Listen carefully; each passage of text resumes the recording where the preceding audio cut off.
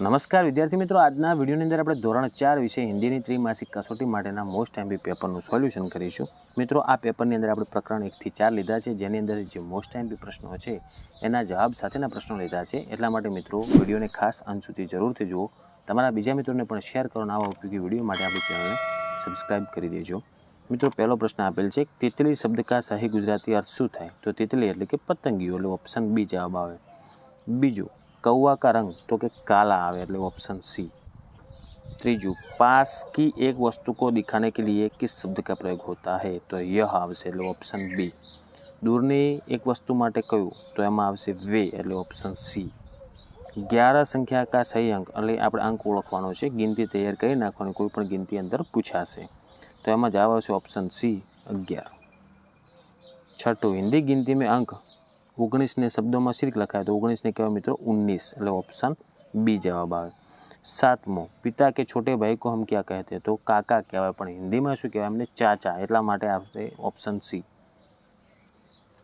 माता की बहन हमारी क्या लगती है? तो मासी लागे, એટલે આપણે કહેવાનું હિન્દીમાં મૌસી, ऑप्शन बी। नवमो, लड़का शब्द का बहुवचन तो लड़के आवશે, ओके, ऑप्शन सी। 10मो, वाक्य पूરું કરવાનું છે કે मैं चौथी कक्षा में पढ़ता हूँ, ऑप्शन बी। પછી આગળ આપણે ખાલી જગ્યા પૂરો જોડકા જોડો, જેમ કે 17 को हिंदी में तो શું કહેવાય? 17। બીજું છે ये तितलियाँ है इनके पंख, तो એમાં इनके આવશે, इनके पंख रंग बिरंगी होते हैं। ત્રીજું, पिता के छोटे भाई को तो चाचा। પછી मैं विद्यार्थी हूँ, પછી हम पढ़ते तो કે હે, આ રીતનું લખવાનું, ઓકે।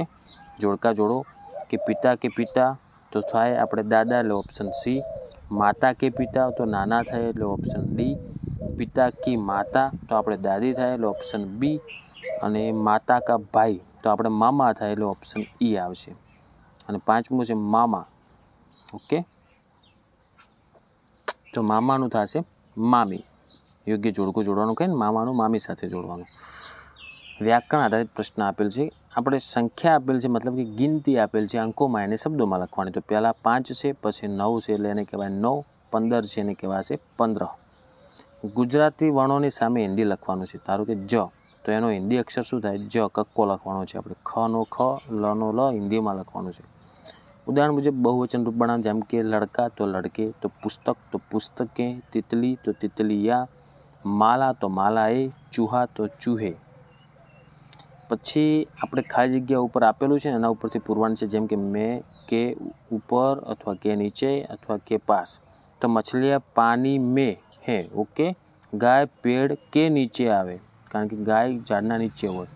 કિતાબ મેજ કે ઉપર આવે, અને પાઠશાલા કે પાસ આવે, તો એમાં કે પાસ આવશે।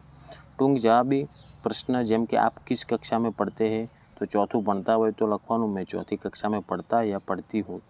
आपके पिता का नाम, તો તમારા પિતાનું નામ લખવાનું, मेरे पिता का नाम श्रीमान, જે નામ હોય તે લખવાનું। પછી गाय कहाँ घास खा रही है, तो गाय पेड़ के नीचे घास खा रही है। अपने बारे में परिचय આલવાનો, મારો પરિચય હિન્દીમાં, તો मेरा नाम, તમારું જે નામ હોય, પછી मैं चौथी कक्षा में पढ़ता हूँ, मेरे पिता का नाम, જે પિતાનું નામ હોય, माता को नाम, જે માતાનું નામ હોય, અને તમને જે ગમતું હોય, જેમ કે मुझे क्रिकेट खेलना पसंद હોય એ લખવાનું। કાવ્ય પૂર્તિ કરવાની, 1 2 3 4 પછી લખવાનું आओ चले गिरनार, 5 6 7 8 સાગર તટ પર સોમનાથ, આ રીતના, ઓકે। પછી આગળ પૂરું, બસ આટલું જ છે મિત્રો। તો આ થઈ ગયું મિત્રો આપણે ટૂંક જવાબી અને એનું ધોરણ 4નું ત્રિમાસિક કસોટી માટેનું મોસ્ટ એમપી હિન્દી વિષયનું પેપર। તો આશા રાખું છું મિત્રો કે વિડીયો ઉપયોગી બન્યો હશે। વિડીયોને લાઇક કરજો, બીજા મિત્રોને શેર કરજો, અને આવા જ ઉપયોગી વિડીયો માટે આપણી ચેનલને સબસ્ક્રાઈબ કરી નાખજો। હવે મળીશું મિત્રો આપણે નેક્સ્ટ વિડીયોમાં। Thank you so much for watching my videos. Thank you so much.